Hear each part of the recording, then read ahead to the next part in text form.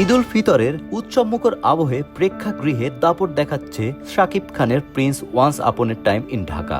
90-এর দশকের আন্ডারওয়ার্ল্ড ঘিরে নির্মিত সিনেমাটি মুক্তির আগেই আলোচনায় ছিল। মুক্তির পর দর্শকদের প্রতিক্রিয়া মিশ্র হলেও বক্স অফিসে এর আয় আশাব্যঞ্জক। বাংলাদেশ মুভি রেটিং এর তথ্য মতে মুক্তির প্রথম দিন সিনেমাটি আয় করে 16,19,000 টাকা, দ্বিতীয় দিনে আয় বেড়ে দাঁড়ায় 20,06,000 টাকা, তৃতীয় দিনে কিছুটা কমে আয় হয় 15,29,000 টাকা, চতুর্থ দিনে সিনেমাটির সংগ্রহ ছিল 16,38,000 টাকা। পঞ্চম দিনে এসে শো সংখ্যা ও আয় দুটোই বেড়েছে। দেশের প্রধান মাল্টিপ্লেক্সগুলোতে এদিন প্রিন্সের মোট 41টি শো চলেছে।